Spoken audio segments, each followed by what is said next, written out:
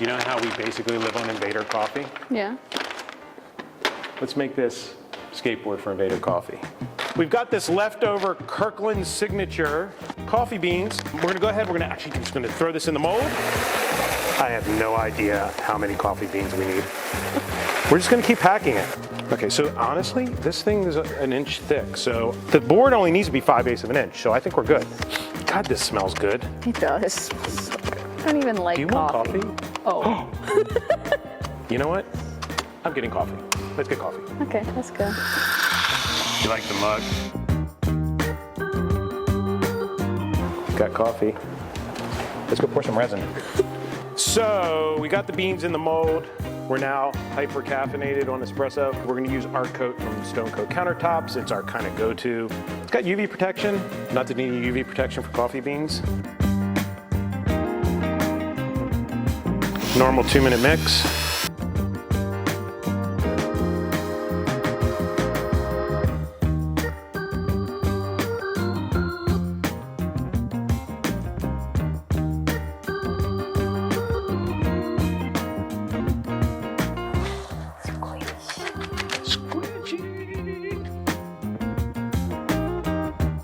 All right, we're going to clamp it down so it doesn't float. We learned this in the Hoffa video, the hard way. We're going to use Stone Coat Countertop Supercast. We do not need to use Supercast. It just happens to be what we have laying around the shop right now. 46 inches by 10.5 is 266 ounces divided by 128 is 2 gallons. There's no way this is a 2-gallon board. So thankfully for us mathematically challenged individuals, we have markings. We're going to do the 2-1 here. Part A, part B. That would give us 96 ounces. I think that's a good start. So with casting resin, typically you're gonna wanna mix it by hand to keep the bubbles out. This is a pretty big pour, so I'm gonna go against better judgment, use a drill anyway. This is that do as I say, not as I do. You should probably hand mix this. All right, let's pour this.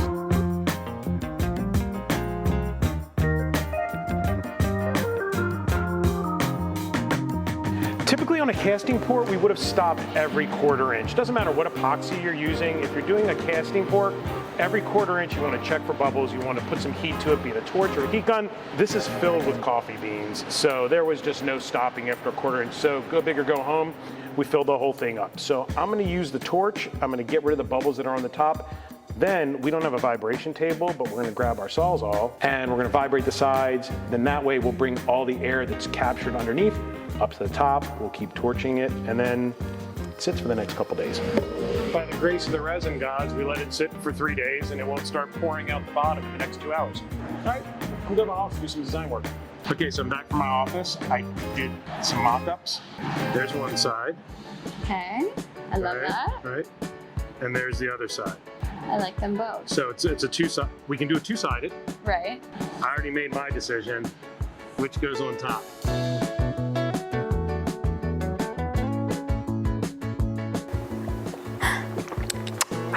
All right, it's been a couple days. We just took this out of the resin room. It's been setting up for 3 days. And now we get to pop it out of the mold. So we need some tools. We need our drill. It's going to drill bit. You probably heard at this point, we hope, ad nauseum about our French cleat wall. If you haven't, make sure you check that YouTube video out. You need a French cleat wall. All right, let's take this apart. Cut whatever tape is still here. Now, chisel. Oh.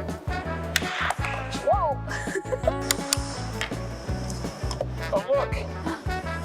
Well, that doesn't get any easier than that. Oh my gosh. That looks so good. So I know we're gonna fiberglass it, but this is an awfully long board. 3/4 is a thick and heavy board, but it's a novelty board. I'd say we go with 3/4 of an inch thick. Let's run this through the planer, open up the beans a little bit.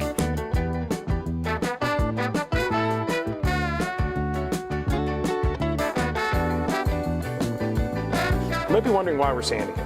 I'm gonna do another skim coat of Stone Coat Countertops epoxy on here to fill up all these holes. We wanna make sure that this thing is perfectly flat and we're able to do the carving without any missteps. We'll do 2 ounces a square foot instead of 1.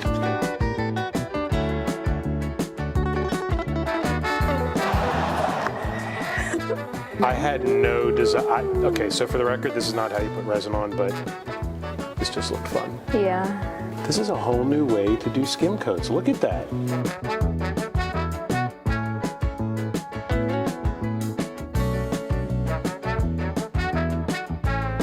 It'll self-level. Let's get rid of these air bubbles.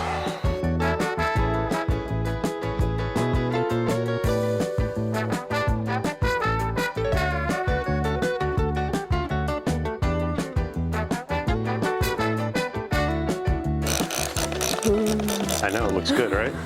It came out really, really well. Snap. I know, right? I haven't gotten my shipment yet from Black Diamond, but do they have anything in your cadre that I could raid your studio? Dude, they got all sorts of stuff. In fact, I would actually suggest doing the white and maybe doing a ghost gold with it. I think that would look kind of cool. So we'll go with just shy of 3 ounces. Again, the resin's still a little cold. It hasn't warmed up in here yet. So while we're stirring this, it's probably a good time to talk about our affiliate links. You know, we have affiliate links with both Stone Coat countertops and Invader coffee. And we will soon be selling Black Diamond pigments out of our shop, which I'm very, very excited about. So check out our affiliate links down in the description. We're gonna start with Pure White, Ghost Gold, Pearl.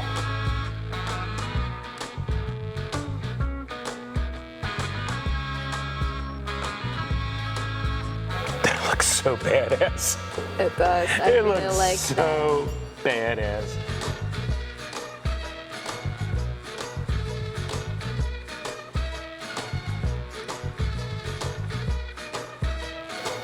Just gonna use what's left. We'll sand it off tomorrow. We're back, it's the next day. We let the art coat set up overnight. We're gonna sand this down, go through the grits, get down to see exactly what the design looks like.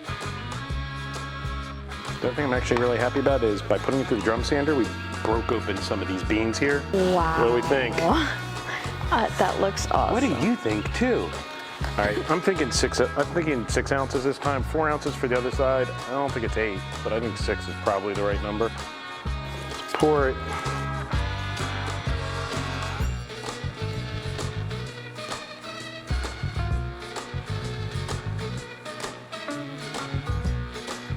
Okay, fiberglass.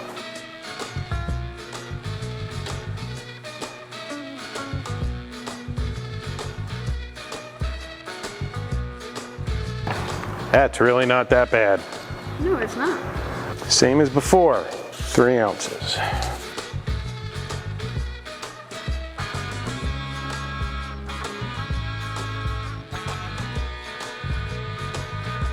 Still haven't decided which side should be the bottom, which side should be the top. I'm really kind of torn. It honest and truly depends on the day.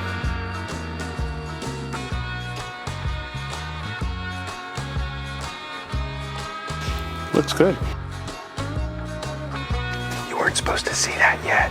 For this coat, we're gonna use Art Coat. I'm not as versed with the mass epoxies as I should be just as yet. We're gonna be using a lot of it in the future. It definitely works, the low viscosity stuff works really, really well for the fiberglass. It's quick setting, allows us to work a little bit faster. But when it comes to the actual flood coat and the final, this has already got strength, right? I mean, it's good. Using Art Coat, which will give this a little bit of UV protection, isn't a bad idea. Okay, 1-to-1 mix.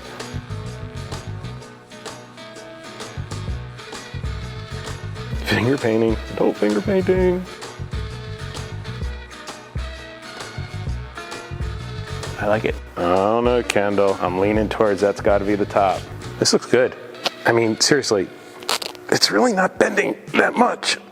But I'm thinking one more coat of fiberglass. Worst case, it's a cruising board. I'm gonna sand off this epoxy and a little bit of this fiberglass that's left over, which means we need a mask because we do not want to be inhaling fiberglass. I'm gonna sand the other side. I think that since it would make sense that since we did this side first and wrapped this way and then did this side with an inlay, that we take this side, wrap this way, and then flip over and break the cup and do this side as the inlay. You know what I mean? That way we're kind of doing overlap, but finish sanding it. It's looking pretty badass.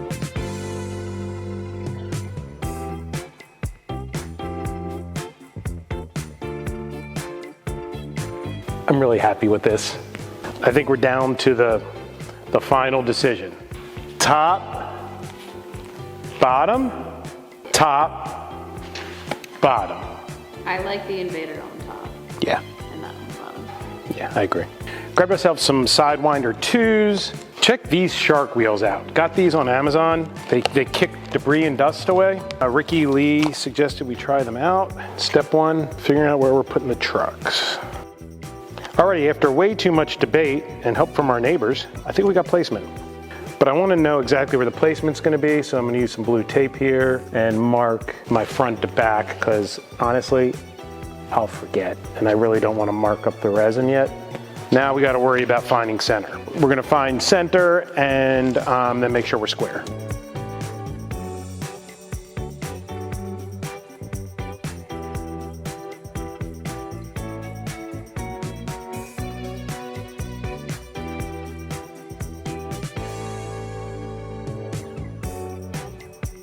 I feel the tears starting to well up.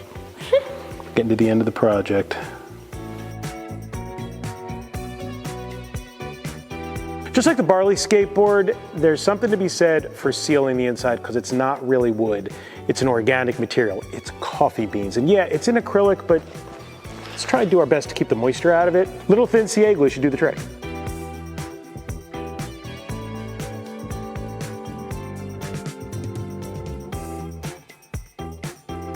At least we put some wheels on. So again, we got these shark wheels, which look really badass. I'm starting to get a little nervous. Why? We stood on it on boards. We didn't stand on it on actual concrete. That's pretty epic looking. Just like in our last video, we're using Lucid Grip. We're going to spray the liquid glue. We certainly do not want it on their logo, I don't think. We're just going to try and get it here, and then we go ahead and we get the supervisor out of the way.